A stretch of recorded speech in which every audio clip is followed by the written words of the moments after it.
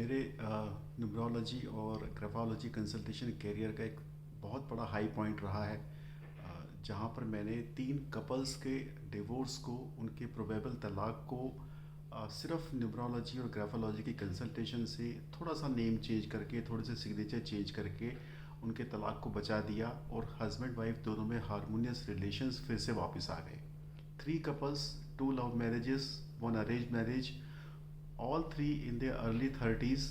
और लेकिन शादी के 4-5 साल में इतनी ज़्यादा प्रॉब्लम हो गई कि उनको तलाक की नौबत आ गई। और एक कपल ने तो मैरिज काउंसलर से भी अपना कंसल्टेशन किया, लेकिन फिर भी कोई इम्प्रूवमेंट नहीं हुआ।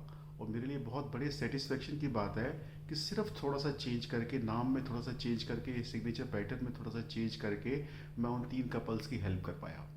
हाय फ्रेंड्स, मैं Rajeev Arya, numerologist and graphologist, और मैं आपकी हेल्प करता हूँ इन दोनों साइंसेस को यूज़ करके आपकी money problems, personality related issues, relationship issues, job career issues की जो आपके प्रॉब्लम्स हैं, मैं उनको सॉल्व करने में आपकी हेल्प करता हूँ। और आज मैं आपसे बात करूँगा एक बहुत ही इंपॉर्टेंट टॉपिक के बारे में, और वो है हस्बैंड वाइफ रिलेशनशिप्स। तो ऑफ लेट हम देख रहे हैं कि पिछले 20-25 सालों में जो ट्रेंड चल रहा है कि आज गर्ल्स भी बहुत ज़्यादा एम्बिशियस हो गई हैं, हाईली क्वालिफाइड हो गई हैं, वो अपनी आइडेंटिटी क्रिएट करना चाहती हैं, और वो बात सही भी है, अच्छी भी है। लेकिन इन सब कॉम्प्लेक्सिटीज़ के बीच में, डेली रश और स्ट्रेस के बीच में, शायद हस्बैंड वाइफ के बीच के जो स्पॉन्टेनियस रिलेशनशिप होता है, लव होता है, वो अपनी अपनी एम्बिशंस में, अपनी बिजीनेस में, अपने स्ट्रेस में कहीं खो जाता है। और उन्हें शायद इतना टाइम नहीं मिलता है कि रिलेशनशिप को नर्चर कर पाएँ या डेवलप कर पाएँ, क्योंकि एम्बिशंस लेवल बहुत हाई है, आइडेंटिटी क्रिएट करना चाहती हैं गर्ल्स भी। और ये एक बहुत बड़ी प्रॉब्लम आ रही है कि आज हम देख रहे हैं कि the rate of divorces has increased significantly. और ये देखेंगे तो आप, ये ट्रेंड मेट्रोज में ज़्यादा है, वहाँ पे जहाँ आईटी हब्स हैं, या जहाँ पे उन शहरों में जहाँ पे लड़का लड़की दोनों साथ में काम कर रहे हैं, वर्किंग कपल्स हैं। तो मैं आज इन दोनों साइंसेस को लेके आपको कुछ रीजंस शेयर करना चाहूँगा। और मैं आपको आपको ज़रूर रिक्वेस्ट करूँगा कि आप देखें कि क्या आपके आसपास भी ये रीजंस कपल्स में एप्लीकेबल हो रहे हैं। उन कपल्स को अगर आप जानते हैं तो शायद ये इन्फॉर्मेशन लेके आप उनकी हेल्प कर पाएंगे। तो सबसे पहले चलिए शुरू करते हैं न्यूमरोलॉजी पॉइंट ऑफ व्यू से कहाँ पे प्रॉब्लम आ सकती है। तो देखिए, न्यूमरोलॉजी में कंसेप्ट है जिसे हम कहते हैं ड्राइवर नंबर या मूलांक नंबर। तो ये ड्राइवर मूलांक नंबर क्या है? महीने की जिस भी डेट को आपका बर्थ पड़ता है, से फॉर एग्जांपल मेरा डेट ऑफ बर्थ है 7th को, तो मेरा मूलांक या ड्राइवर नंबर हो गया 7th। अगर किसी का डेट ऑफ बर्थ 24 है, 24 है, तो 2+4 उसका मूलांक ड्राइवर हो गया 6। तो अगर हम कपल का देखें तो अगर उनका ड्राइवर या मूलांक आपस में एंटी है, जैसे 1-8 या 8-1, 2-8, 8-2, 4-8, 8-9, ये कुछ कॉम्बिनेशन हैं जो आपस में एक दूसरे के एंटी हैं। और चूंकि एंटी हैं तो इनके व्यवहार में, इनकी करेक्टरिस्टिक्स में, इनकी लाइक्स में बहुत ज़्यादा डिफरेंसेस आते हैं, इनके आचरण में बहुत ज़्यादा फ़र्क आ जाता है। और हस्बैंड वाइफ अगर एक दूसरे को समझ नहीं रहे हैं, अपना रिलेशनशिप में टाइम नहीं दे रहे हैं, तो ये डिफरेंसेस जो हैं बहुत ज़्यादा बढ़ जाते हैं, और बात तलाक तक की भी आ सकती है, या काफ़ी ज़्यादा रिश्तों में तनाव पैदा हो सकते हैं। तो सिर्फ अब डेट ऑफ बर्थ को तो हम चेंज नहीं कर सकते हैं, और हस्बैंड वाइफ अगर रिलेशनशिप में आ गए हैं तो उनकी काउंसलिंग करके कि हस्बैंड की वाइब्रेशंस ये हैं, वाइफ की वाइब्रेशंस ये हैं, अगर वो दोनों एक दूसरे को समझते हैं और रिश्ते में प्यार है, विश्वास है, तो इस प्रॉब्लम को हम बहुत ईजीली ओवरकम कर सकते हैं। So this is the first step. The first step is to understand, help husband and wife both understand each other, so that they know कि हस्बैंड जो कर रहा है या जो वाइफ कर रही है वो डेलिब्रेट नहीं है, वो मेरे को प्रिक करने के लिए या मेरे को परेशान करने के लिए नहीं है। My husband is the way he is, my wife is the way she is, वो ऐसी ही है। तो ये अंडरस्टैंडिंग जो है एक्सेप्टेंस देती है, एंड रिश्तों में फिर से प्यार और विश्वास बना के रखती है। दूसरा रीज़न हो सकता है हमारा नेम। न्यूमरोलॉजी में हर लेटर का, हर अल्फ़ाबेट का एक नंबर है, और अगर हम नेम का टोटल करें तो उनका टोटल अगर एक दूसरे के एंटी आ रहा है तो वो भी प्रॉब्लम क्रिएट कर सकता है। तो सबसे पहले अगर मैं न्यूमरोलॉजी में मैच मेकिंग की बात करूं तो मैं देखता हूं कि उनका ड्राइवर नंबर या मूलांक नंबर की कंपेटिबिलिटी कैसी है, उनके नेम नंबर से कंपेटिबिलिटी कैसी है, और थोड़ा सा चेंज करके, थोड़ा सा फेर बदल करके, उनका न्यूमेरो चार्ट स्टडी करके हम बहुत इजीली ये प्रिडिक्ट कर सकते हैं, बता सकते हैं कि ये मैच स्मूथ या कंफर्टेबल रहेगा कि नहीं रहेगा. सो this is the second step.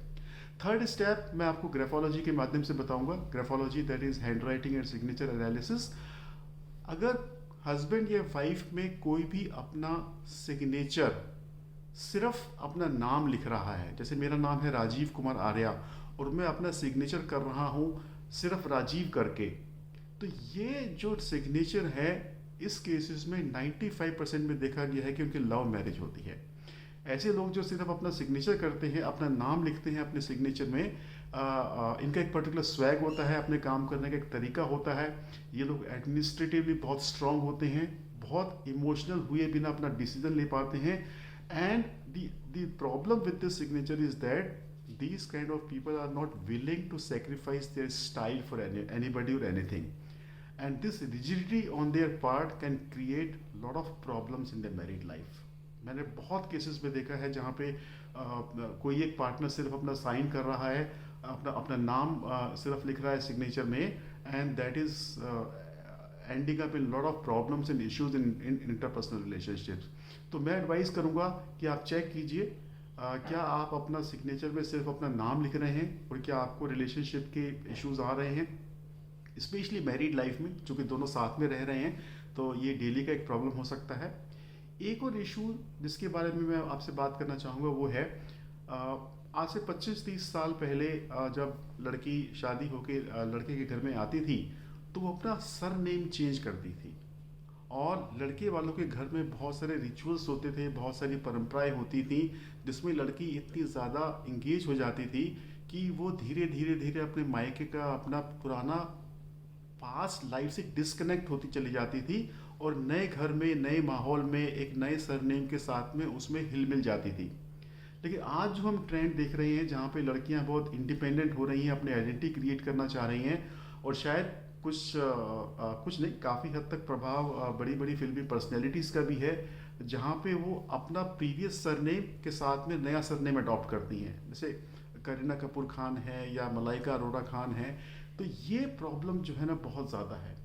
अगर आपने अपनी पुरानी आइडेंटिटी को, पुराने सरनेम को टोटली डिस्कनेक्ट करके नया सरनेम अडॉप्ट नहीं किया है तो इट विल बी लाइक कि आप दो नावों में एक साथ सवार हैं. आप कभी भी पुराने अपने घर को छोड़ के नए घर को एक्सेप्ट नहीं कर पाएंगे.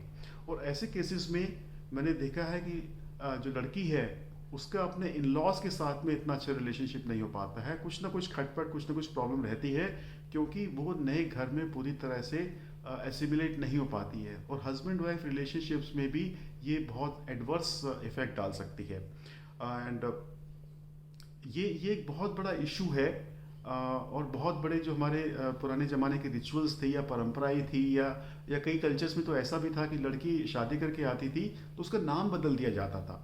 उसका कुल पर्पज़ एक ही था कि जो लड़की की पुरानी आइडेंटिटी है वो वहीं छूट जाए. और कन्यादान का भी मतलब यही है.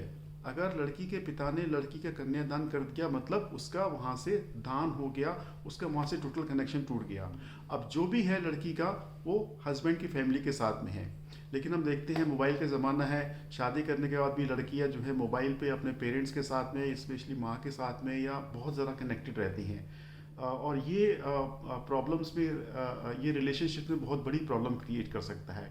तो मेरा सजेशन रहेगा, मेरी एडवाइस रहेगी कि आप चेक कीजिए आपका सिग्नेचर कैसा है. अगर आप सिर्फ नाम लिख रहे हैं और उस सिग्नेचर में भी अगर आप अंडरस्कोर दे रहे हैं तो ये प्रॉब्लम बहुत ज़्यादा एग्रीवेट हो सकती है.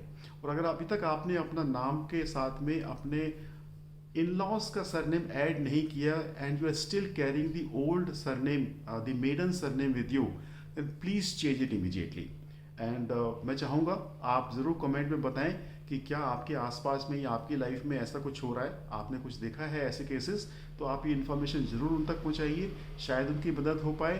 एंड मैं चाहूँगा कि आप इंटरेक्ट करें और मेरे को बताएं कि और किस विषय पे आप मुझसे इन्फॉर्मेशन चाहेंगे, ताकि मैं उन विषय की आपको जो भी थोड़ी बहुत डिटेल्स थे वो आपके साथ में शेयर कर पाऊँ. एंड हाँ, सब्सक्राइब करना और बेल आइकन बटन प्रेस करना मत भूलिएगा. तो see you next time. Bye bye.